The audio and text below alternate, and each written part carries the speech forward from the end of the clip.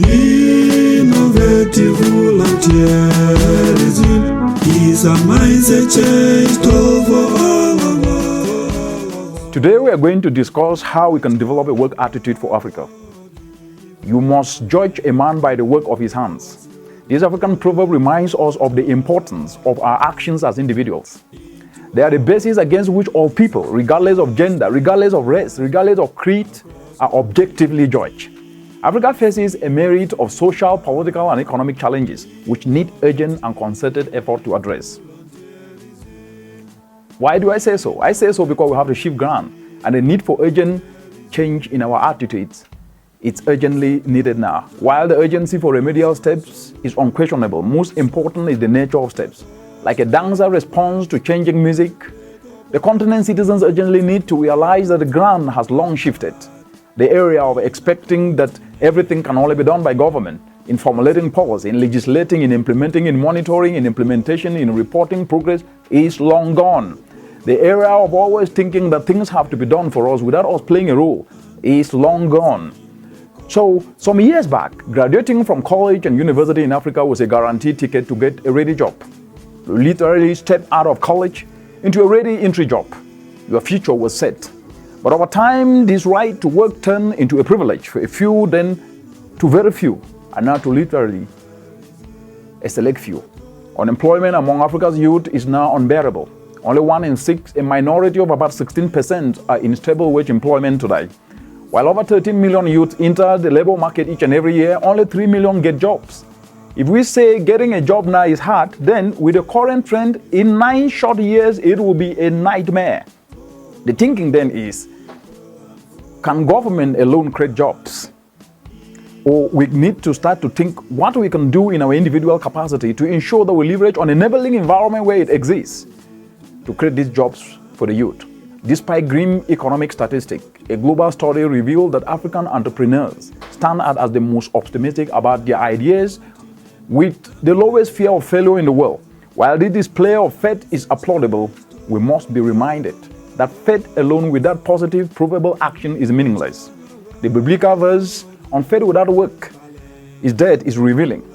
While competitive enterprises converting Africa's challenges into opportunities stand out as the most promising strategy to respond to the shifting ground, the most fundamental question to ask is what such enterprises should be founded on. These cannot be run-of-the-mill enterprises driven by profit maximization alone. Rather, they must be founded on work attitudes geared towards problem solving. And above all, we must become selfless enough to focus on the quest for solutions, not only making money alone. Money become a consequence. Money become a consequence when we focus on turning challenges into opportunity that can impact a mother's life in a village. We must therefore check out our attitudes against the realities we face and evaluate our individual characters and ask the question, what am I useful for? This is because if we succeed alone, we have actually failed. Success is measured in terms of a number of lives that one has touched, with every deed and act of his or her. Comfortability without hard work is a failed strategy and sometimes deceive many to wait for things to be done for them. We must fight against the logic that says sitting, waiting, complaining is a strategy as millions sleep hungry. No, we must therefore think out of the box and leverage a new approach to drive actions that impacts life. This calls for what I call an unborrowed vision, where impactful actions can lift millions out of poverty and build a better planet for people as we speak today. Unborrowed vision should become our long-awaited game changer. If you do not know where you are going, any route will take you there. This African proverb speaks of one attribute, vision. Not any kind of vision, but one tied to creating solutions to fundamental social, economic, and environmental challenges we face today. What we call an unborrowed vision, where we work to leave a legacy not only to amass material wealth. Attitude without a vision is a major undoing. Many will tell you that if you sit and fold your arms, miracles are going to happen. Miracles do not happen without you making an effort to make sure that at least you play your own part.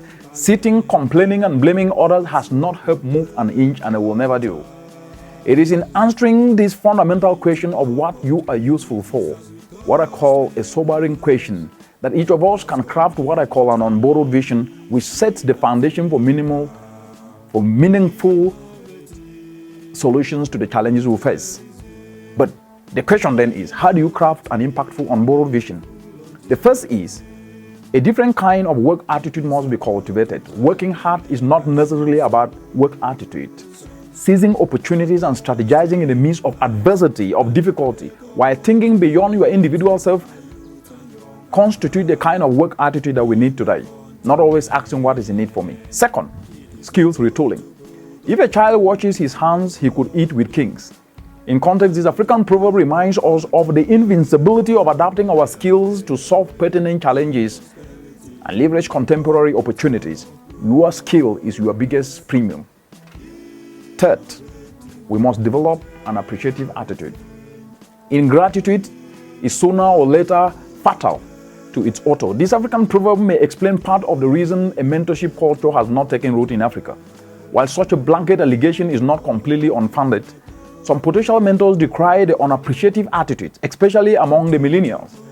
It is worth knowing that while being appreciative is hardly taken as a serious consideration, it is the key that may enable one to enjoy the best vested in others. A mentorship culture may simply be waiting for an appreciative culture, especially among the youth. But let me leave you with this. The elephant truck can never be too heavy for the elephant. We cannot act in denial of what we know. We cannot despair because of what we know. And most importantly, challenges cannot exceed us. Let us take personal responsibility and surmount them, knowing truly well that the highest judgment awaits us if we don't. It is in doing so that we can realize a transformational developed Africa for people and planet. Thank you.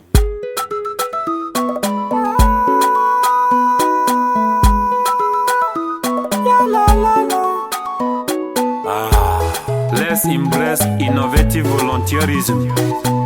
Ah ouais, Eziko. Rise up, you and me are the solutions to these challenges. Oh yeah, rise up, you and me are the solutions to these challenges. Oh yeah, innovative and volunteerism, food security and youth unemployment, climate actions and selfless solutions. These are things that we need to